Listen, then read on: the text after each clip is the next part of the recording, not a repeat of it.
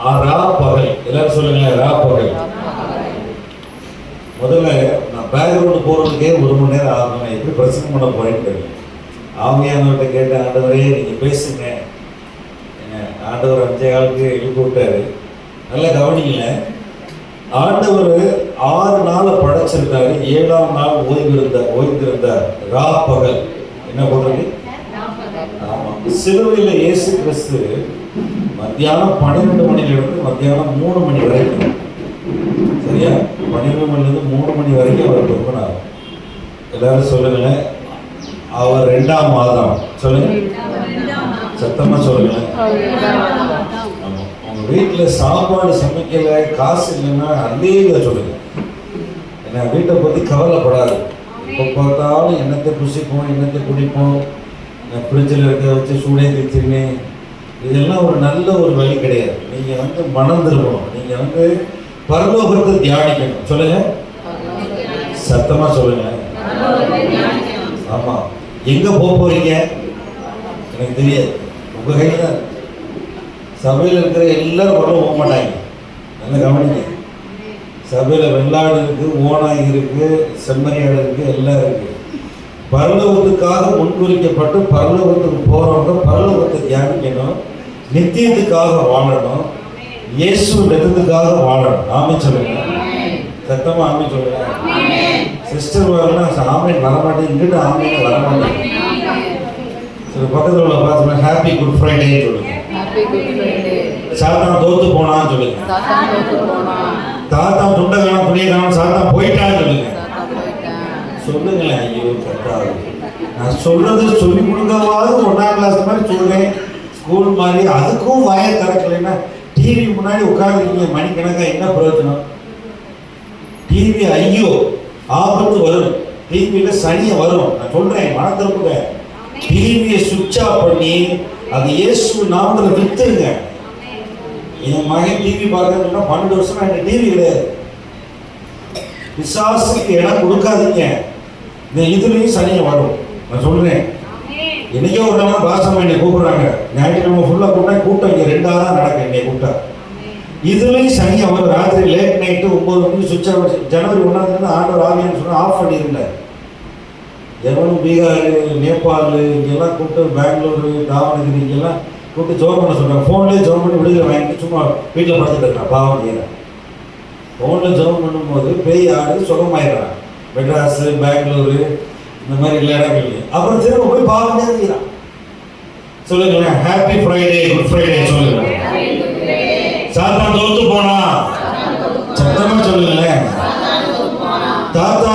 சாத்தானுடைய எல்லா வல்லமை கர்த்தர் உரிந்தார். இன்னைக்கு நான் கிறிஸ்துவுக்குள்ள இருக்கிறேன். சொல்லுங்க, ஐயோ வாயை தரேன், ரத்தத்துக்குள்ள துவைக்கப்பட்டிருக்கிறேன், நான் திருவந்திருக்கிறேன், சபையில் இருக்கிறேன். நன்றி ஆண்டவரே. இந்த சபை அப்படின்றது பாஸ்டமாவுக்காக வராதீங்க. நான் சொல்றேன், நீங்க பருவம் ஒன்றுக்காக வாங்க. ஒன்று 2 ஆமை தான் விழுந்தது. நேரம் ஆமை விழுந்த அந்த கூரையில தீப்பத்தி எரியும். என்ன, சபை தேவனுடைய தூதரகம். இது எம்பசி ஆஃப் காட். எப்படி அமெரிக்க அரசாங்கத்துக்கு ஒரு எம்பசி மெட்ராஸ்ல இருக்கும், அண்ணா சாலையில. பரலோகத்துல மேகம் போன்ற திரளான சாட்சிகள்லாம் இருக்காங்க. இயேசு கிறிஸ்து உயிர் தெழுந்துட்டார், பாடுபட்டார். இன்னைக்கு சபை இயேசு கிறிஸ்துவனுடைய அந்த இடத்துல இருக்கு, உன்னதத்துல இருக்கு. அவர் அமர செய்தார். சபையை 1 நூற்றாண்டு தொந்தரவு பண்ணும் பொழுது ஆண்டவர் பவுலை பார்த்து பேசினாரு, சவுலே சவுலே ஏன் துன்பப்படுத்துகிறாய், முள்ளில் உதைக்கிறவனுக்கு கடினமாமே அப்படின்னு சொன்ன. சாதையா மனம் திரும்புறியான்னு கேட்டார். இல்ல ஆண்டவரே, நீ யார், போ ஒரு அடிமையா வீட்டுக்கு போ, அங்க உனக்கு டெலிவரன்ஸ் நடக்கும், விடுதலை பேய் துரத்துவாங்க, கொலபாதகத்தின் ஆவி உன்னை விட்டு போகும். அப்புறம் கண்ணில் இருந்து செதிலாம் விழுந்து அப்போஸ்தலன் ஆயிட்டாங்க. அதுதான் என்கவுண்டர் வித் ஜீசஸ். நீங்க சபை இந்த வேத வசனத்தை சொன்னதுபடி விசுவாசத்தின்படி பரலோகத்துக்காக வாழணும், பரலோகத்துக்காக வரணும். இங்க வேடிக்கையாளர்கள், பார்வையாளர்கள், இங்க பங்காளர்கள் வர வேண்டும். ஆமென். வர மாட்டீங்க. எந்திரிச்சு குளிச்சு சோப்பு போட்டு சாப்பிடா வந்துருக்கேன் சர்ச்சுக்கு. நீ சாப்பிடாம 3 நாள் இருந்தா நல்லது. ஒரு ஆமென் சொல்லுங்க. 3 நாள் சாப்பிடாம இருந்தா ஆவியானவர் மேல வந்து உங்களை அசைவாரு. சாப்பாடு தின்னுக்கிட்டே இருந்தா ஆண்டவர் கேட்கவே மாட்டாரு, ஆண்டவர் வரவே மாட்டாரு. எதுக்கு ஆண்டவர் பழைய ஏற்பாடு சபையை 40 வருஷம் கூட்டு போனாரு? இதை தியானிக்க தியானிக்க தியானிக்க ஆண்டவருடைய பாடுகள் மரணங்களை நம்மளை உட்படுத்தி தியானிக்க நமக்குள்ள வல்லமை பெருகும். நம்ம அதிகமா கர்த்தருக்கு கனி கொடுக்கலாம். ஆமென் சொல்லுங்க. ஆமென் சொல்லுங்க. நிறைய பேர் சபைக்கு வர்றீங்க, சுவிசேஷம்னா என்னன்னு ஐயா ஆசினாங்களே 53 அதிகாரம் தான் சுவிசேஷம். அதை என் பிள்ளைகளுக்கு நான் மனப்பாடமா 12 வருஷம் சொல்லி கொடுத்துருக்கேன். சொல்லு, திருமணம் எடுக்கும்பொழுது அதெல்லாம் நடக்கணும். சொல்லி 12 வருஷம் தான் மனப்பாடம் சொல்லணும். பிள்ளைங்கள் வந்து சினிமா வீரர்களையும் கிரிக்கெட் வீரர்களையும் சினிமா சொல்லக்கூடாது. அநேக நேரங்கள் நம்ம சிந்தையும் இருதையும் உலகத்தாலும் மாம்சிக காரியத்தினாலும் இந்த மாதிரி சொந்தக்காரங்க பிரச்சனை, பண பிரச்சனை, கடன் பிரச்சனை நிரம்பினதுனால கர்த்தருக்கு நேரமே இல்லை, கர்த்தரோட உறவாடுறது இல்லவே இல்லை. எப்படி 6 நாள் இருக்கீங்களோ அப்பதான் இங்க சர்ச்சில் வந்து இருக்கிறீங்க. 6 நாள் கர்த்தரை துதிக்கிறீங்களா? ஆண்டவரோடு இன்னும் ஐக்கியப்படணும். இங்க வந்து பாஸ்டமா மேல ஏறதுக்குள்ள ஆவியானவர்ல படபட எல்லாம் அந்நிய பாஷை பேசி எல்லாரும் தீர்க்கதரிசனம் சொல்லணும். ஆண்டவர் வந்து விதிவிலக்கியல நம்ம விசுவாசம் பெருகணும், அன்பு பெருகணும், சமாதானம் பெருகணும், கிருபை பெருகணும், இன்னும் வளரணும். நீங்க இன்னும் 1ஆம் கிளாஸா இருந்தா எப்படி? 1ஆம் கிளாஸ் இருக்கக்கூடாது. ஆண்டவருக்கு நேரத்தை கொடுக்கணும், ஆண்டவரோட உறவாடணும், ஐக்கியப்படணும். தேவன் வார்த்தையா இருக்கார். சொல்லுங்க, சத்தமா சொல்லுங்க. தேவன் வார்த்தையா இருக்கிறார். வார்த்தையில் ஜீவன் இருக்கிறது. அவர் எனக்குள்ள இருக்கிறார். தேவன் ஆவியா இருக்கிறார். அவர் எனக்குள்ள இருக்கிறார். அதான் சத்தியம். பேசவே மாட்டேங்கிறாங்க ஆண்கள் பக்கம். என்ன நான் என்ன சொல்றேன், அதிகமா இதை திறந்து வாசிங்க. நம்ம அடுத்த வருஷம் நான் சொன்ன அடுத்த வருஷம் ஏடிஎம் இருக்காது உங்க ஊர்ல. எல்லாத்தையும் ஓகே போறேன், என்ன பண்ண போறீங்கன்னு தெரியல. ஏடிஎம் இன்னைக்கு இந்த போன வருஷம் 11,000 ஏடிஎம் க்ளோஸ் பண்ணிட்டாங்க. அடுத்த வருஷம் டிஜிட்டல் ஐடி, டிஜிட்டல் கரன்சி எல்லாமே மின்னணு செல்போன் வந்து பணம் கொடு அப்படின்னு ஆக போறாங்க. ரூபாவோடே காலி பண்ண போறாங்க. 2028 என்ன பண்ண போறீங்க? ரூபாவை நம்புறீங்களே, பணத்தை நம்புறீங்களே, நகையை நம்புறீங்களே. எந்த இடத்துலையும் ஏடிஎம் வேண்டாம். கொஞ்சம் கொஞ்சமா போன வருஷம் 33,000 ஏடிஎம்ல 11,000 ஏடிஎம் க்ளோஸ் பண்ணிட்டான். இப்ப அடுத்த வருஷம் கொஞ்சம் க்ளோஸ் பண்றான். அதுக்கு அடுத்த வருஷம் 2028 யாரு 500 ரூபாய் 100 ரூபாய் 200 ரூபாய் 10 ரூபாய் எவ்வளவு பார்க்க இப்பவே எங்க போனாலும் 10 ரூபாய் வடகி அப்படி பி அப்படின்றாங்க. ஏன்னா 20 ரூபாய் டீ எப்படி ஆகிப்போச்சு. தேசத்துல நிறைய காரியங்கள் வந்து மாறுது. கடைசி நாட்கள் இருக்கிறோம். கர்த்தர் வரப்போறாரு. கர்த்தரை தேடணும். நேரம் எப்ப பார்த்தாலும் சாப்பாடு தண்ணி. பிசாசு ரொம்ப பிஸியா வச்சிருப்பான். பிசாசு வந்து ஒரு பெரிய டென்ஷன் பார்ட்டி, நாய்சி ராஸ்கல். கையா கத்திக்கிட்டே இருப்பான். பிசாசு டிவியை கத்த விடுவான், பிரச்சனைகளை கொடுப்பான், சொந்தக்காரங்களை தூண்டி விடுவான், சண்டை போட விடுவான், இந்த பைபிள் தரக்கூடாது, எல்லா வேலையும் பார்ப்பான். ஆண்டவரோட நேரம் செலவு பண்ணுங்க. அவருடைய பாடுகள் மரணங்களை தியானம் பண்ணுங்க. பரலோகத்துல சபை இருக்கு. சொல்லுங்க, எல்லாரும் சொல்லுங்க. என்னைய எபேசியர் 2:8-7 உன்னதங்கள் அவரோடு கூட அமர செய்தார். மேகம் போன்ற இத்தனை திரளான சாட்சிகள். 6000 வருஷம் செத்தவே பரிசுத்தவான்கள் பரலோகத்துல மேகமா இருக்காங்க. நீங்க மேகத்தை பார்க்க சொல்லணும், மேகம் மாதிரி அந்த பரிசுத்தவான்கள் இருக்காங்க. எப்படி பண்ணணும்னா அந்த சபையுடைய ஒரு சின்ன பொடி பிரான்ச் தான் இங்க உட்கார்ந்துருக்காரு. அங்க வந்து பரிசுத்தவான்களோட ஐக்கியம் இருக்கு. அவர் அங்க இருக்கிற பரலோகத்தில் இருக்கிறவர் நகைப்பார். சொல்லுங்க, யுத்தம் செய்தி கேட்கிறீங்களா? எல்லா இடத்துலையும் சண்டை நடக்குதா? இனத்துக்கு விரோதமா தேசத்துக்கு ஒரு சண்டைகள் நடக்குதா? எல்லா இடங்களிலும் பிரச்சனைகள் நடக்குது. எல்லா இடங்களையும் இப்ப வந்து சாப்பாடு தட்டுப்பாடு, அந்த மாதிரி கேஸ், இதெல்லாம் என்னன்னா முடிவு வரப்போகுதுன்னு அர்த்தம். முடிவு வரப்போகுதுன்னு அர்த்தம். இந்த நாட்கள்ல ஆண்டவரோட நெருங்கணும். ஆண்டவரோட நெருங்கி அவரோட ஐக்கியப்படணும். அவர் வசனம் என்ன சொல்லியிருக்கு? வசனம் எங்க நிறைவேறுது? கர்த்தர் எப்படி வரப்போறாரு? ஆவியானவர் இயேசுவை மகிமைப்படுத்துவார். சொல்லுங்க, ஆவியானவர் நம்ம இயேசுவுக்கு சாட்சியாக வைப்பார். சொல்லுங்க, வாயை தவிர சொல்லுங்க. ஆவியானவர் எனக்குள் இருக்கிறவர் என்னை சாட்சியாக வைப்பார். இயேசுவுக்கு சாட்சியாக வைப்பார். கிறிஸ்துவை மகிமைப்படுத்துவார். நான் நான் நான் நான் நீ நீ நீன்றது விட்டு நீங்க சபையில் ஒரு அங்கத்தினர். கர்த்தர் வரப்போகிறார், ஆயத்தமாகுங்க. ரொம்ப நாள் போகாது. உத்தர காலத்துக்குள்ள ஏற்கனவே ஒரு ஊழியக்காரர் 2-3 தீர்க்கதரிசி சொல்லிட்டாங்க. சவுத் ஆப்பிரிக்காவில போன செப்டம்பர்ல உத்தர காலம் வந்துருச்சு. இந்த பிளட் மூன் அப்படின்னு சொல்ற மாதிரி இந்த இரத்த சிவப்பான அந்த நிலா சந்திரன் தெரியும் போது இந்த யூதர்களுடைய நாட்கள், இந்த பூலி பண்டிகையில இந்த நாட்கள் எல்லாத்துலையும் ஒரு அடையாளமா 2014 வந்துச்சு சிவப்பான இரத்தமான சந்திரன். அதே போல இன்னைக்கு 2026 வந்துச்சு. இந்த நாட்கள்ல என்ன ஆயிடுச்சுன்னா, அவர் அந்த சில நிறைவேறுதல், யூதர்களுடைய நிறைவேறுதல்னால வசனமா நிறைவேறு. அதாவது என்ன சொல்றாங்கன்னா, தானியேல் தீர்க்கதரிசி புஸ்தகம் வெளிப்படுத்தல சொல்லப்பட்ட அந்த நாட்கள் முடிய போகுது. அந்த கடைசி உத்தரவு 7 வருஷங்கள் இருக்கலாம் அப்படின்னு சொல்றாங்க. உத்தரவு காலத்துக்குள்ள சபை போகுது. எங்க மாதிரி கவர்னர் 10 வருஷமா சுவிசேஷம் பிரசங்கம் பண்ண முடியல எல்லா இடத்துலையும் இங்க. அப்ப இந்த நாட்கள்ல நம்ம இன்னும் விஜிலண்டா, இன்னும் விழிப்புணர்வு உள்ளவர்களா இருக்க வேண்டும். என்னோட கூட வசனத்தை எடுத்துக்கொள்ளுங்க. ரோமர் எழுதி இருக்கும் 6ஆம் அதிகாரம். ரோமர் 6ஆம் அதிகாரம் எடுத்துக்கொள்ளுங்க. ஆண்டவர் அருமையா எழுதி வச்சிருக்கிறாரு. என்ன ரோமர்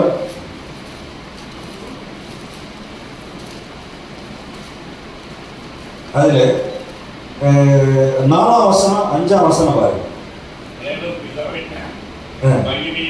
மேலும் பிதாவின் மகிமையினாலே கிறிஸ்து மரித்தோரிலிருந்து எழுப்பப்பட்டது போல நாமும் புதிதான ஜீவன் உள்ளவர்களாய் நடந்து கொள்ளும்படிக்கு அவருடைய மரணத்துக்குள்ளாகும் ஞானஸ்தானத்தினாலே கிறிஸ்துவுடனே கூட அடக்கம் பண்ணப்பட்டோம். ஒரு ஆமை சொல்லுங்க.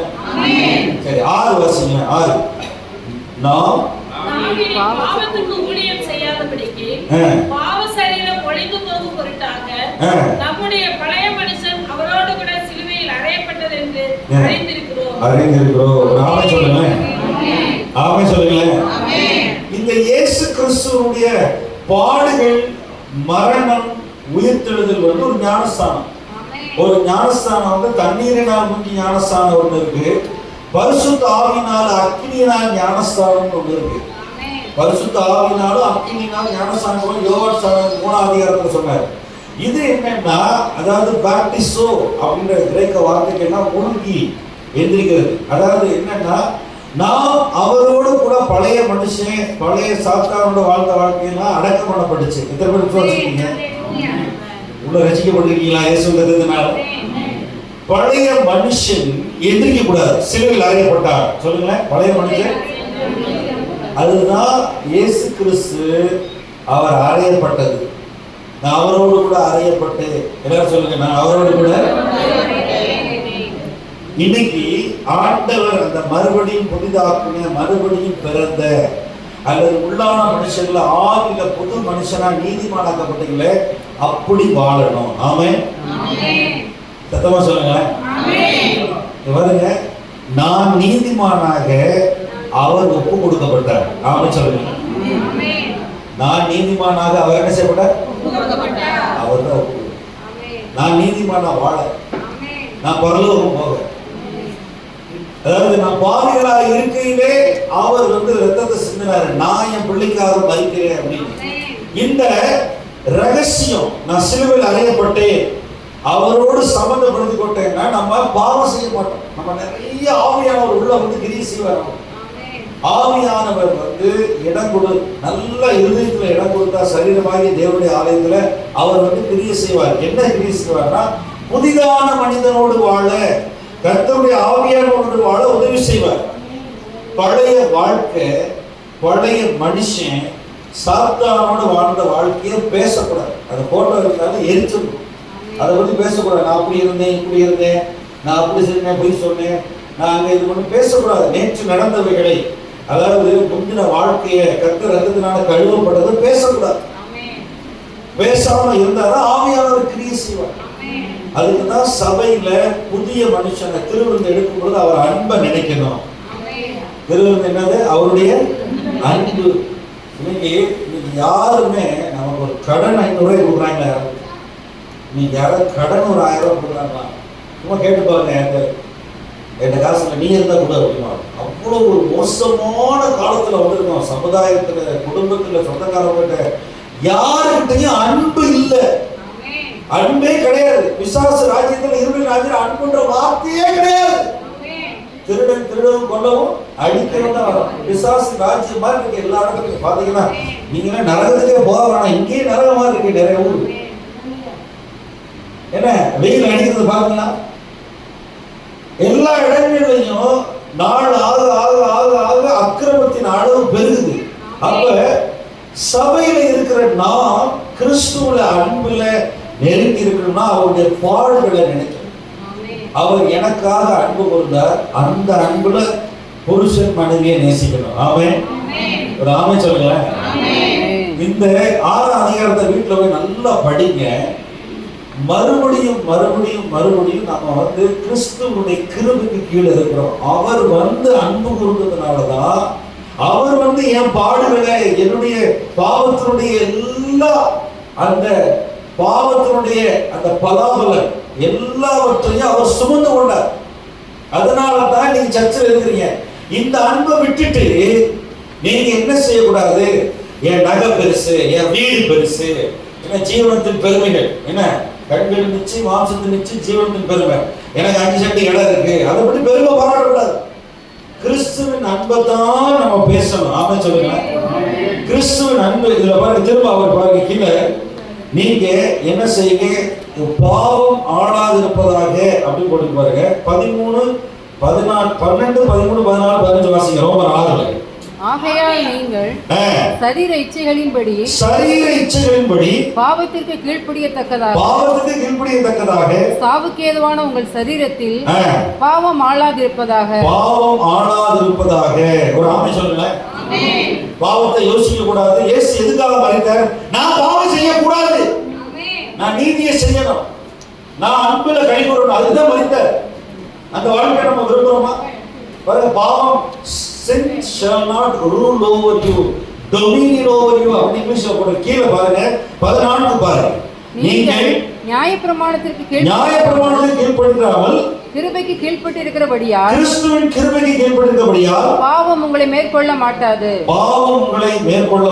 ஒரு ஆமென் சொல்லுங்க. சத்தமா ஆமென் சொல்லுங்க எல்லாரும். இவங்க நல்லா கவனிங்க. பாவம் உங்களை கவிக்காது, பாவம் உங்கள்கிட்ட வராது. நீங்க கிருபை கீழே இருக்கிறீங்க. ஆமென் சொல்லுங்க. தேவ அன்புக்கு கீழே இருக்கிறீங்க. ஆமென்.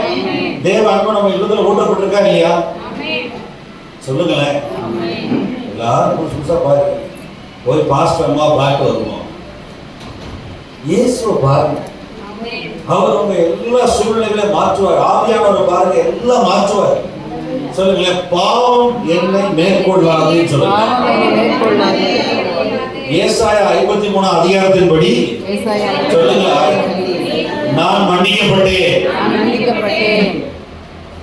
அதை பெருமாள் செய்ய அருமையான ஒரு பாட்டு பாடிருக்கேன். ரொம்ப அழுது கண்ணீரோட பாடுறேன். நான் மன்னிப்பட நீர் தண்டிக்கப்பட்டு, மீட்பட நீர் நொறுக்கப்பட்டு, நீதிமானாக பலியானி நித்திய ஜீவன் தந்தே, அன்பே பேரன்பே. இதுக்கு தான் அவர் வந்தார். நான் ஏற்றுக்கொள்ளப்பட்டேன், நான் எல்லா இடங்களையும் விடுவிக்கப்பட்டேன். பாவம் உங்களை ஆளக்கூடாது, பாவம் குடும்பத்தில் ஆளக்கூடாது, மனுஷனுக்குள்ள ஆளக்கூடாது, சபையில் ஆளக்கூடாது. பாவத்தை ஆண்டவர் நாசமா போக, பாவம், மரணம், பிசாசு, பாதாளம் எல்லாத்தையும் கர்த்தர் ஜெயித்துதான் சபையில உங்களை வச்சிருக்க. எல்லாத்தையும் ஜெயித்து. ஆனா நம்ம என்ன நினைக்கிறோம்? சபை எனக்கு என்ன செஞ்சிச்சு? இது என்ன சோசியல் சர்வீஸ் சென்டரா இருக்கு? நீங்க எல்லாருக்கும் எல்லா கட்சிக்காரர்களும் பணம் கொடுக்குறாங்க. ஆனா நீங்க கர்த்தருக்குள்ள கிருபைக்குள்ள அன்பு கூறுறது தான் சபை. ஆமென். இந்த புதிய மனுஷனோட வாழ்த்து வாழ்ந்த வசனத்தை பாருங்க. அந்த 13 வசனம் பாருங்க. நீங்கள் உங்கள் அவயவங்களை அநீதியின் ஆயுதங்களாக பாவத்திற்கு ஒப்புக்கொடாமல் உங்களை மரித்தோரில் இருந்து பிழைத்திருக்கிறவர்களாக தேவனுக்கு ஒப்பு கொடுத்து உங்கள் அவயவங்களை நீதிக்குரிய ஆயுதங்களாக தேவனுக்கு ஒப்பு கொடுங்கள். ஆமென் சொல்லுங்க. ஆண்டவரே சொல்லுங்க. ஆண்டவரே என் சரீரத்தை நீதிக்கு அவயவமா வந்து ஒப்பு கொடுக்கிறேன். நாம கத்தருக்கு கொடுத்து நாங்கள் கண்டது பேசுவோமா? காது கண்டெல்லாம் அது முந்தின அதிகாரம் பாருங்க. 5ஆம் அதிகாரம் சபையில 5ஆம் அதிகாரம் ரோமர் 5ஆம் அதிகாரம் கர்த்தர் செய்த அதாவது நிறைய காரியங்கள் நான் சொல்லுவேன். ஆனால் ரோமர் 5ஆம் அதிகாரம் பாருங்க. அதில் இதனுடைய கண்டினியூஷன் 6ஆம் அதிகாரத்தில் அவர் சொல்றாரு. அந்த 2 வசனத்தை வாசிக்கிறேன் 16 17 பாருங்க. 5:16 மேலும் ஒருவன் பாவம் செய்ததினால் உண்டான தீர்ப்பு தேவனாலும் ஈவுக்கு ஒப்பானதல்ல.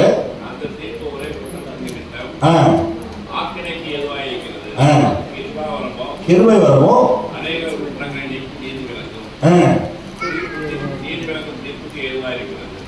17 வாசிங்க. அல்லாமலும் ஒருவருடைய மீறுதலினாலே மரணம் ஆண்டு கொண்டிருக்க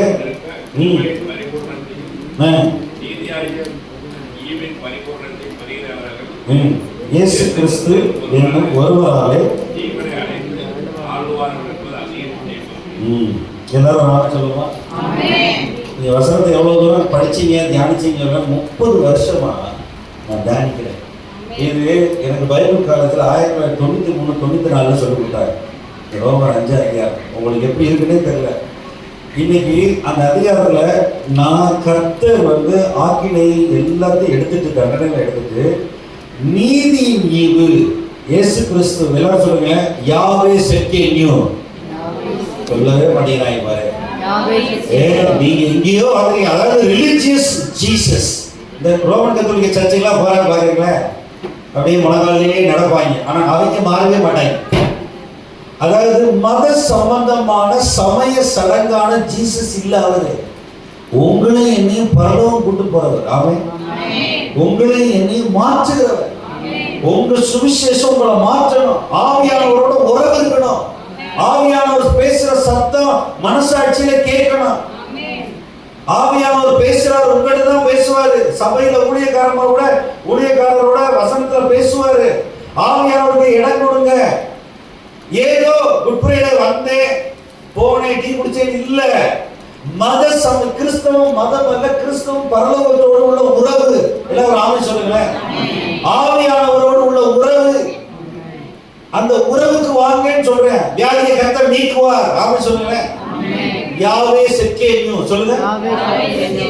இயேசுவே நீதியானார். நீதி பரிபூர்ணமான அந்த கிருபை அந்த நித்திய ஜீவனை கொடுக்க தான் அவர் செத்தார். அவர் எனக்குள்ள கொடுத்துக்கிறார். எனக்குள்ள நீதி கிரியை செய்கிறது, எனக்குள்ள ஜீவன் கிரியை செய்கிறது, எனக்குள்ள கிருபை கிரியை செய்கிறது. அதுதான் இங்க ரோமர் 5ஆம் அதிகாரம் 6ஆம் அதிகாரத்தில் போட்டிருக்கு. நீங்க ஒப்பு கொடுத்தாதான் கிரியை செய்யும். பழைய மனுஷனை வச்சுக்க கூடாது. பழைய மனுஷனை பேசக்கூடாது. நான் அப்படி இருப்பேன் இப்படி இருப்பேன், நான் அப்படிப்பட்ட ஆளு, நான் அப்படி இப்படி அப்படிலாம் பேசக்கூடாது.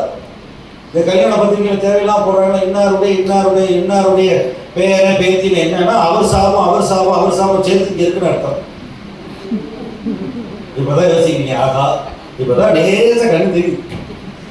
4ஆம் தலைவர் வரைக்கும் சாபத்தை விசாரிப்பார் ஆண்டவர். யூதர்களுடைய மரபப்படி கொண்டு தாத்தா அவர் பேர கொண்டு தாத்தா அப்பா பேரை எப்படி வாழ்றான்னு பார்ப்பார். அதுதான் ஆண்டவர் சொல்லியிருக்காரு. விவாதம் 6ஆம் அதிகாரத்துல நான் 4ஆம் தலைவரை விசாரிக்கிறேன், விக்கிரகத்தை வழிபடாத அப்படின்னு. நல்லா கவனிங்க. நீங்க எல்லாரும் கிறிஸ்துவுக்குள்ள இருக்கிறீங்களா? உங்க அப்பா அம்மா பெற்றதுக்குள்ள அந்த சந்ததியில் இருக்கிறீங்களா? சொல்லுங்க. 4 பேர். Very good. அல்லேலூயா. நீங்க இயேசு ரத்தத்துக்குள்ள இருக்கிறீங்களா? உங்க அப்பா அம்மா ரத்தத்துக்குள்ள இருக்கிறீங்களா? எனக்கு தெரியல. 4 பேர் தான் சொல்றாங்க. சபை இயேசு ரத்தத்துல இருக்கா இல்ல சபை உங்களுடைய ஐடியாவா? பாஸ்டர் ஐடியாவா? எல்லாம் அப்படிதான் நினைக்கிறோமா? இந்த சபை பரலோகத்துடைய தூதரகமா? இங்க மட்டும் முடிஞ்சிருமா சபை? நீங்க இயேசு ரத்தத்துல இருக்கிறீங்களா இல்லையா? தேவ சாயல உண்டாக்கப்பட்டீங்களா இல்லையா? நீ ஆமென் சொன்னாதான் பிசாசு விட்டு ஓடி போவான். பிசாசு அங்கிட்டெல்லாம் போயிடுவான். என்ன நிறைய இங்க ஜீவன் உண்டாகும். ஆனா ஆமென் சொல்லலன்னு வச்சுக்கங்களேன், வேடிக்கை பார்த்துட்டே இருக்கேன். நான் ஒரு பட்டிமன்றம் நடத்திக்க வரல, நல்லா கவனிங்க. ஜீவனுள்ள தேவனுக்கு சாட்சியா இருக்க வந்திருக்கிறேன். நான் பட்டிமன்றம், நீங்க டிவியில பார்க்குற பட்டிமன்ற ஆள் கிடையாது. பட்டிமன்றம் பேசுறேன் பூரா பொய். இந்த இந்த இதுல இன்டர்நெட்ல யூடியூப்ல வர்றது எல்லாம் 99% பொய். பிசாசு பொய்யனும் பொய்க்கு பிதாவா இருக்கிறேன். இதை பார்த்துக்கிட்டே இருந்தீங்கன்னா அந்த மேல் மச்சு பழுதாயிரும். இதை பார்த்துக்கிட்டே இருந்தீங்கன்னா தேவதூதர் வந்து உங்கள்கிட்ட பேசுவார். நைட்டு கடவுள தேவதூதர் வருவார். என்னுடைய அவருடைய மரணத்தினாலே, அவர் ஒப்பு கொடுக்கப்பட்டதுனால இயேசு கிறிஸ்து, நான் ஜீவனுக்கு உட்பட்டு இருக்கிறேன். எனக்கு கிருபை கர்த்தர் கொடுத்திருக்கிறாரு. அவரே என்னுடைய நீதியானார். இன்னைக்கு நான் நீதிமான். அதுதான் செய்தி, குட் ஃப்ரைடே செய்தி. என் பழைய மனுஷன் செத்துட்டா, பழைய அப்போஸ்தலன் செத்துட்டா. இன்னைக்கு நான் இருக்கிறது கிறிஸ்து எனக்குள்ள வாழ்கிறார். கிறிஸ்துவுக்காக வாழ்கிறேன். கிறிஸ்து எனக்குள்ள, ஆவியானவர் எனக்குள்ள இருக்கிறார். இதுதான் மீட்பின் செய்தி. இதுதான் குட் ஃப்ரைடே செய்தி. இது இயேசு வருவாரு வருவாரு வருவாரு 2000 வருஷம் பார்த்துட்டு இருந்தாங்க. 2000 வருஷம் பஸ்கா கடந்து செல்லுதல். ஒரு ஒரு பலிக்கு ஒரு ஆடை எடுத்துட்டு குடும்பமா பஸ்கா ஆரம்பிச்சாங்க. அந்த பஸ்கான்ற வார்த்தைக்கு என்ன பேர்? பண்டிகை அப்படின்னா இதே மொழியில என்னன்னா அது ஒத்திகை பார்த்தல் அப்படின்னு அர்த்தம்.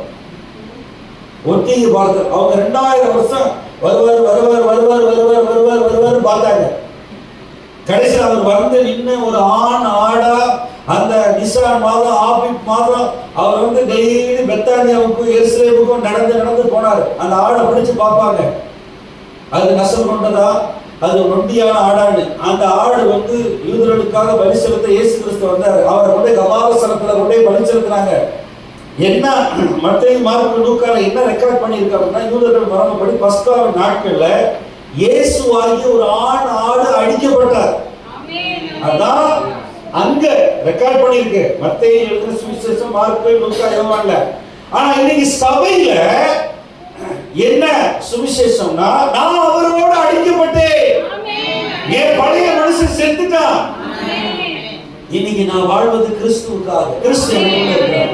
எப்படி இருக்கிறார்? வார்த்தையா ஆவியா எனக்குள்ள இருக்கிறார். ஆமென். இயேசு வார்த்தையா இருக்கிறாரா இல்லையா? அவர் ஆவியா எனக்குள்ள இருக்கிறார். கிறிஸ்துவை உடையவன் அவருடையவன் அல்ல, கிறிஸ்து இல்லாதவன். கிறிஸ்து குமாரனை உடையவன், ஜீவனை உடையவன். இன்னைக்கு உங்களுக்குள்ள கிறிஸ்து இருக்கணும், அதுக்கு தான் வந்தார். இன்னைக்கு சபை மரணத்துக்கு நீங்கிருச்சு, வியாதி இருக்காது. ஆமென் சொல்லுங்களேன். மரணத்துக்கு நீங்கி ஜீவனுக்கு உட்பட்டு இருக்கிறது. சபையில கிருபை இருக்கிறது. அதனாலதான் நாங்க டெய்லி அழுது ஜெபம் பண்றோம். வாங்க சபைக்கு வாங்க, ஜெபம் பண்ணுங்க, சபைக்கு வாங்க, ஒப்பு கொடுங்க, இன்னும் நல்ல சீஷர்களாகன்னு சொல்லி ஜெபிக்கிறோம். இந்த பவுல், இந்த வாழ்க்கை வாழ்ந்ததுதான் பவுல் சொல்றாரு பாருங்க. கலாத்தியர் எடுங்களேன், 1 கொரிந்தியர் 2 கொரிந்தியர், கலாத்தியர். கலாத்தியர்ல 2:20 கிறிஸ்துவுடனே கூட நான் சிலுவையில் அறையப்பட்டேன், ஆயினும் உயிரோடு இருக்கிறேன். இனி நான் அல்ல, கிறிஸ்துவே எனக்குள் பிழைத்திருக்கிறார். இப்பொழுது நான் உயிரோடு இருக்கிற மாம்சத்தில் பிழைத்திருக்கிறதோ, என்னில் அன்பு கூர்ந்து எனக்காக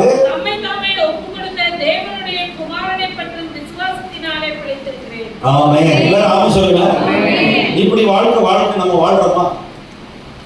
பாருங்க, திரும்ப திரும்ப இயேசுவை சிலுவையில் அடிச்சுட்டாங்க, இயேசு செத்துட்டாரு அப்படின்னு மதத்தை ஒரு சமய சடங்க பிரசங்கம் பண்ண நான் வரல. நல்லா கவனிங்க, அது வந்து மதம்.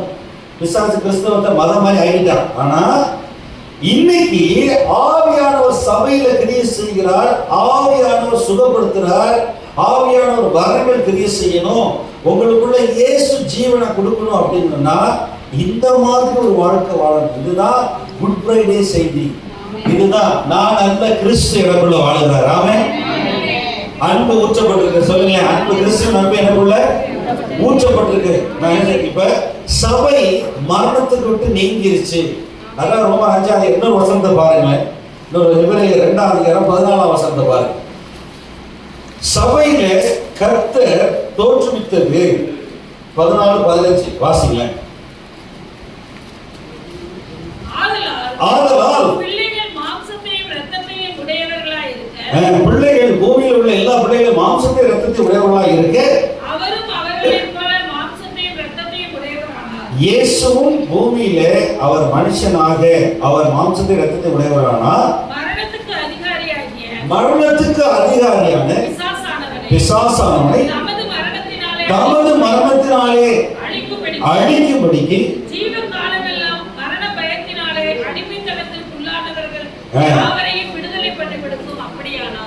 பாத்தீங்களா? 2 ரீசன். ஒரு ஆமென் சொல்லுங்களேன். ஆமென் சொன்னா அந்த வசனத்தோட நீங்க ஒத்துக்கொள்ளுங்கன்னு அர்த்தம். ஆமென் சொல்லுங்க.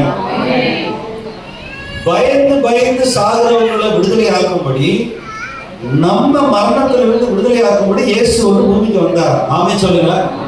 இன்னைக்கு சபை மரணத்துக்குள்ள இருக்கா ஜீவனுக்குள்ள இருக்கா? சொல்லுங்க. யோசனை எனக்கு தெரியல. என்ன பாஸ்டர் இப்படிலாம் கேள்வி கேட்குறீங்க? குட் ஃப்ரைடே அன்னைக்கு நாங்க வந்து அப்படியே வந்துட்டு பூசை பார்த்துட்டு போற மாதிரி இல்ல. நான் மரித்தேன், கிறிஸ்துவோடு கூட அடக்கம் பண்ணப்பட்டேன். இன்னைக்கு நான் பிழைத்திருக்கிறது நான் அல்ல, கிறிஸ்து எனக்குள்ள பிழைக்கிறார். என்ன எனக்குள்ள வாழ்கிறார். என்னை அடிச்சா தூதர்கள் வருவாங்க. யார் வருவா? அப்படிதான் அப்போஸ்தலர் வீட்டுல போட்டு பேதுரு அடிக்க வந்து ஜெயில வச்சிருந்தாங்க. தூதர் வந்து விடுதலை ஆயிட்டான். அந்த ஏறத அடிக்க பார்த்தா, எல்லாரையும் கொல்ல பார்த்தா, யார் யார் சபையை அதாவது சபை எப்படி பெருகும்னா துன்புறுத்தப்படுமோ பெருகும். அதான் ரகசியம்.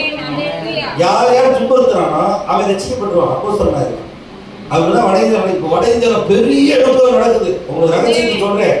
ஆமா, பஞ்சாப்ல எழுப்புதல் நடக்குது, டெல்லியில எழுப்புதல். ஒரு சபை ஒரு 10 வருஷத்துக்கு முன்னாடி 50 பேரோட ஆரம்பிச்ச சபை வந்து 50,000 பேர் வராங்க. காலையில் 11 மணிலேருந்து சாயங்காலம் 4 மணி வரைக்கும் டெய்லி. ஒவ்வொரு ஞாயிற்றுக்கிழமை ஞானஸ்தானம், ஒவ்வொரு ஞாயிற்றுக்கிழமையும் புஷாஸ் கொடுக்கிறது, ஒவ்வொரு ஞாயிற்றுக்கிழமையும் புது புது ஆத்மாக்கள் வராங்க. என்ன அங்க நார்த் ஈஸ்ட்ல அருணாச்சல பிரதேஷ், அங்க மேகாலயெல்லாம் எழுப்புதல் வந்துச்சு. ஆந்திராவில் எழுப்புதல். தமிழ்நாட்டில் மட்டும் யாரும் எழுப்புதலே வரல. தமிழ்நாட்டில எல்லாரும் சொபிஸ்டிகேட்டட் சபையில் ஏசி போடல மாஸ்டர் அப்படின்னு சொல்லுவாங்க, குறை சொல்லுவாங்க. நீ சபையில் ஜெபம் பண்ண வரைய மாட்டாங்க. ஏன்னா சபையில் ஃப்ரீ ஃபுட் கிடைக்குதா? ஃப்ரீயாக என்ன கிடைக்குது? தமிழ்நாடு சபை வந்து ரொம்ப கெட்டு போச்சு. ஏன்னா ஒரு வாக்கிய சொல்லுவாரு, மேற்கத்திய நாடுகள் சபை அப்படின்னு சொன்னா என்ன 3C சபை அப்படின்னு சொல்லுவார். கிண்டலா நக்கலா அவர் என்ன சொல்லுவாருன்னா காஃபி கேக் கிளப் அப்படின்னு 3C சபை. ஏங்க கிறிஸ்து இருக்கணும். அப்படிலாம் காலையில் என்ன செய்வாங்கன்னா சபைக்கு வரவங்களுக்குலாம் வெளிநாட்டில் என்ன செய்வாங்க அப்படின்னா யூரோப்பில் அமெரிக்காலாம் இலவசமான கேக்கு, இலவசமான காஃபி. அது 1 மணி நேரம் உட்காந்து கேட்க பேசுவாங்க. அதுக்கப்புறம் சபைக்கு ஆராதனை தருவாங்க. என்ன 20 நிமிஷம் பாட்டு, 20 நிமிஷம் ஆராதனை, வீட்டுக்கு போயிடுவாங்க. அவ்வளோதான். இந்த மாதிரி நிறைய பேர் என்னன்னா சபையை தப்பான நோக்கத்தில் பார்க்குறாங்க. அப்படி இல்லை. சபை கிறிஸ்துவின் சரீரம். அவர் மரித்தது, அவர் அடக்கம் பண்ணப்பட்டது எல்லாம் எனக்காக. இன்னைக்கு சபை மரணத்தை விட்டு நீங்க ஜீவனுக்குள்ள வந்திருக்கு. கிருபைக்குள்ள இருக்கு சபை. நம்ம எல்லாம் கிருபைக்குள்ள இருக்கிறோம். நம்ம எல்லாம் கர்த்தர் ஜீவன் கொடுத்திருக்கிறாரு. இன்னைக்கு அதுதான் அவர் சொல்றாரு, கிருபை நீவை நீதி நீவை பெற்றவர்கள் ஆளுவார்கள் என்பது நிச்சயம் அல்லவா? சபையை பார்த்து ஏதாவது பயந்தான். சபையை பார்த்து பயப்படுறாங்க கவர்மெண்ட். இன்னைக்கு அப்படிப்பட்ட சபையை நீங்க இருக்கணும்னு ஆசைப்படுறேன். ஆமென். நீங்க நல்லா ஜெபிங்க, வசனத்துக்கு உங்களை ஒப்பு கொடுங்க. புதிய ஏற்பாட்டுல கிறிஸ்து எனக்குள்ள வாழுகிறார், வார்த்தை ஆவியா. கிறிஸ்து எனக்குள்ள ஜீவன் கிரியை செய்கிறது. அப்படி கிறிஸ்துவுக்கு சரீரத்தை ஒப்பு கொடுங்க. பாருங்க, ஜீவகாலமெல்லாம் மரணத்தில் இருந்தவனை விடுவிக்கும்படி எபிரேயர் அந்த 2:14-15 மரணத்துக்கு அதிகாரியான பிசாசானவனை தமது மரணத்தினால் அழிக்கும்படிக்கு அப்படியானார். ஆமென் சொல்லுங்க. சத்தமா ஆமென் சொல்லுங்க. இயேசு கிறிஸ்து பிசாசு ஜெயித்தாரா அழிச்சாரா? கேள்வி என்ன பாருங்க. ஜெயிச்சாரா அழிக்கல. மரணத்தின் அதாவது வெளிப்படுத்தல் 1ஆம் அதிகாரத்துல யோவான் சாணன் போய் அவர் காலில் போய் செத்தவனை போல விழுந்தானா. இதோ மறித்தேன், சதா காலங்களில் பிழைத்திருக்கிறேன், இதோ மரணத்துக்கும் பாதாளத்துக்குரிய திறவுகோலை உடையவராக இருக்கேன்னு சொன்னாரா இல்லையா? யோசிக்கிறீங்களா இல்லையா? பாஸ்டர் என்ன பாஸ்டர் இப்படிலாம் நான் கேள்வி கேட்குறீங்க, நீங்க வெள்ளிக்கிழமை சர்ச்சை நான் வந்ததே பெருசு அப்படின்னு நினைக்கிறீங்களா? இயேசு கிறிஸ்து மரணத்தை ஜெயித்தார். ஆமென் சொல்லுங்க. அதுக்கு தான் அவர் சபையை ஏற்படுத்தி சபையில இருந்து கனி கொடுக்க வச்சிருக்கிறார். அவர் நமக்கு ஒரு பெரிய விடுதலை, சாத்தாண்டிலிருந்து விடுதலை வாங்கி கொடுத்தார். அவர் நமக்கு சுகத்தை கொடுத்தார். ஆமென் சொல்லுங்க. யார் யார் வியாதி இருக்கோ நான் சொல்றேன், மன்னிக்க வேண்டிய ஆத்மாக்களை மன்னி. 1 லட்சம் ரூபா திருடுனவன், 10,000 ரூபா திருடுனவன், கொடுக்காதவன் எல்லாரையும் மன்னி. இந்த கசப்பான வேறு இருக்குமானா இயேசு கிறிஸ்து கணத்தில் அடிச்சாங்க. ஒரு பாவமும் செய்யல, செத்தவன் உயிரோடு எழுப்பினார், நன்மை செஞ்சு பாடுபட்டார். வாயே திறக்கல, 2 தடவை போட்டிருக்கு. அவர் வாயில வஞ்சனை காணப்படல, வாயே திறக்கல. வாயை திறக்காதீங்க, கர்த்தருடைய நியாயத்திற்கு ஒப்பு கொடுங்க, சண்டை போடாதீங்க, கோர்ட்டுக்கு போகாதீங்க. கிறிஸ்தவை யாருமே கோர்ட்டுக்கு போக கூடாது. நீங்க என்ன செய்யணும்னா வாயே திறக்காம கர்த்தர்கிட்ட ஒரு நாள் உபவாசம் இருந்து அந்த மனுஷனை பண்ணீங்க, கர்த்தர் அதை காட்டி 100 மடங்கு பலன் வேற பக்கம் தருவார். நீங்க 10,000 ரூபாய் இழந்தீங்கன்னா கர்த்தர் 10 லட்சம் ரூபாய் கொடுப்பார். கர்த்தர் உங்களுக்காக வழக்காடுவார். ஆமென் சொல்லுங்க. கர்த்தர் உங்களுக்காக நீதி செய்வார். கர்த்தர் உங்களுக்காக எல்லா பரிகாரம், அவர் வக்கீல், அவர் அட்வொகேட், அவர் பேசுவார், பார்த்து பேசுவார். ஆமென் சொல்லுங்க. சத்தமா ஆமென் சொல்லுங்க. நீங்க மாம்சத்துல போராடாதீங்க, போராடாதீங்க. சபையை துன்பப்படுத்தினாங்க, அப்போஸ்தலர் நடவடிக்கையில அடிச்சான், வச்சான், கொலை பண்ணான். பரலோகத்துல இருந்து ஆள் அனுப்பிச்சிட்டாரு. போலீஸ் கோர்ட்டு கேஸுக்கெல்லாம் முன்னாடி ஆண்டவர் அனுப்புவாரா அனுப்பப்படாரா சொல்லுங்க. ஆண்டவர் நீதியை செய்கிற தேவன், அவர் சபைக்கு தலைவர். இன்னைக்கு நம்மளை சபையில வைக்கும்படி, மரணத்துக்கு நீங்கி நம்ம ஜீவனுக்கு உட்பட்டிருக்கும்படி அவர் மரித்தார். சபை உண்டாக அவர் மரித்தார். அவர் ஆவியானவர் கொடுக்கணும்னு வந்தார். அதுதான் ரீசன். நீங்க பயப்படக்கூடாது, தைரியமா இருக்கணும். விசுவாசிக்கிற சிங்கத்தை போல தைரியமா இருக்கணும். அதாவது தைரியம் வேற, திமிர்த்தனம், சங்கீர்த்தனம் வேற. தைரியமா இருக்கிறவங்க எல்லாரும் என்ன செய்யணும்னா பிசாசு தோற்கணும். ஆமென் சொல்லுங்க. தேவன் ஒரு மாதிரியை காண்பிச்சிருக்காரு. கிறிஸ்து உங்களுக்குள்ள இருந்தாருன்னா சண்டைக்கு போகாரு. வாயே பேசாம கர்த்தருக்கு ஒப்பு கொடுங்க. அவர் உங்களுக்காக வழக்காடுவார், அவர் உங்களுக்காக நீதியை செய்வார், அவர் உங்களுக்காக பரிந்து கொண்டாடுவார். ஆமென் சொல்லுங்க. உங்களுடைய நம்முடைய நலனுக்காக நம்மள பரலோகம் கொண்டு போக மரண பயத்துல இருக்கக்கூடாது. மரணம் ஐயோ அது வந்துருமே இது வந்துருமே, கர்த்தருக்கு பயப்படுற பயம் தான் இருக்கணும், மரண பயம் இருக்கக்கூடாது. 2 விதமான பயம் இருக்கு. கர்த்தருக்கு பயப்படுற பயம் என்ன செய்யணும்? பாவம் செய்யாது, பாவம் செய்ய நீ எனக்கு வேண்டாம். யோசேப்பு மாதிரி ஓடி இருக்கும். 2 தீமோத்தேயுல சொல்லிட்டு பாலியத்துக்குரிய இச்சையிலிருந்து விலகி ஓடு. இன்னொரு பைபிள்ல போட்டிருக்கு, லிவிங் ஸ்டாண்டர்ட் பைபிள்ல ஃளைட் பிடிச்சு ஓடு, take a flight and leave. கர்த்தருக்கு பயப்படுற பயம் இருந்துச்சுன்னா தாவீது மாதிரி, கர்த்தருக்கு பயப்படுற பயம் இருந்துச்சுன்னா நம்ம பாவத்தை விட்டு விலகி செய்யணும். ஆனா மரண பயம் இருக்கக்கூடாது. போன வாரம் ஆஸ்பத்திரிக்கு போயிருக்கு, ஏங்க அங்க பார்த்தா அப்படி ஒரு கட்டுகள், அப்படி அதாவது டாக்டருக்கே பிரச்சனை இருக்கு. அங்க வர்றவங்க எல்லாம் மரண பயம் இருக்கு. அந்த கிட்னி கிளினிக்ல போய் பார்த்தா அப்படியே டெய்லி 5 லட்சம் 10 லட்சம் வருது. எல்லாம் கண்ணை மூடிட்டு காசு கொடுக்குறாங்க. அப்படி வர்றாங்க, ஸ்ட்ரெச்சர்ல தூக்கி போறாங்க. அப்படி ஒரு மரண பயம். நான் எல்லாரையும் பார்த்து சிரிச்சேன். இந்த இடம் கொடுமையான ஒரு இடம். இயேசுவை விசுவாசிக்கிறவர்களுக்கு வியாதி போகுமா போகாதா? போகும். நம்முடைய துக்கங்கள் எல்லாம் சுமந்து கொண்டார்.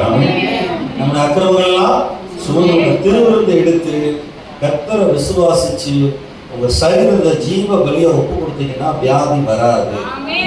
கர்த்தர் சுகப்படுத்துகிறார். தான் இங்க போட்டு கிறிஸ்து எனக்குள்ள வாழுகிறார். சொல்லுங்க, கிறிஸ்து அவர் வார்த்தையா இருக்கு.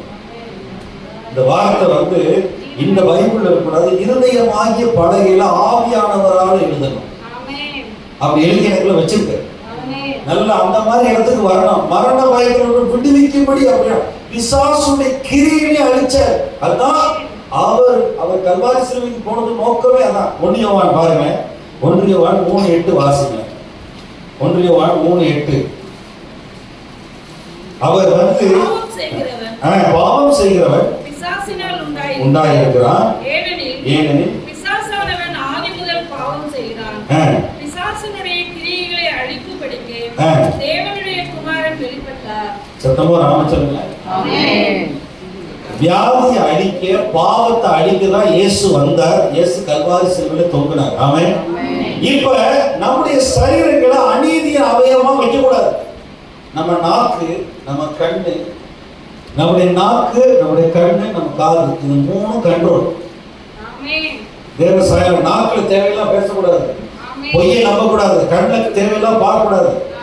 சுவிட்ச் ஆஃப் பண்ணிட்டு படுக்கணும்னா போனை சுவிட்ச் ஆஃப் பண்ணி 9 மணிக்கு படுக்கணும்.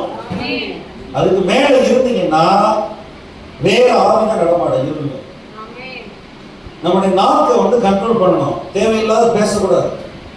நான் நீதியின் ஆலயமா இருக்க ஒப்பு கொடுத்துருக்கிறேன், எனக்குள்ள கிறிஸ்து இருக்கிறார் அப்படின்னு சொல்லி யாரை குறித்தும் தவறா, நெகட்டிவா, எதிர்மறையா, தெரியாத பேசக்கூடாது. பொய் பேசக்கூடாது. அரசியல்வாதி பொய் பேசுறான் பாத்தீங்களா? பொய்யனும் பொய் இருக்கிற வாயை திறந்தாலே பொய். அரசியல்வாதி சிலர் பேசினாலே பொய். பொய் பேசினா என்ன ஆகும் அப்படின்னு சொன்னா, நம்மளுக்குள்ள இருக்க ஆவியானவர் போய்வு.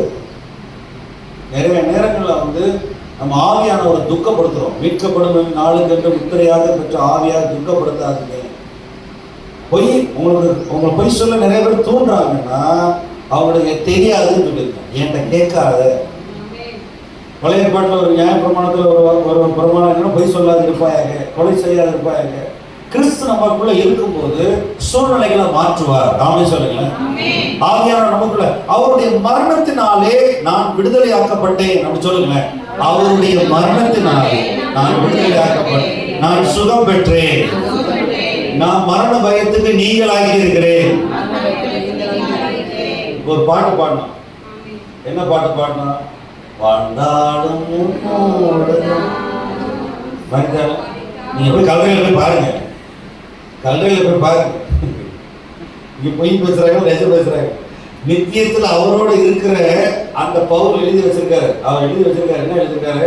நான் கிறிஸ்துவோட கூட இருக்க ஆசை, நான் இங்கே இருந்து உங்க மனதை தட்டி எழுப்பவும் ஆசை, நான் இங்கே இருந்தேன்னா இன்னும் நிருபங்கள் எழுதின ஜெயிலுக்குள்ள இருக்கு. அவர் ஜெயிலுக்குள்ள இருந்து கடைசி எழுதின நிருபம் வந்து பிலிப்பியரும் 2 தீமோத்தேயு இதெல்லாம் கடைசி எழுதின நிருபம்.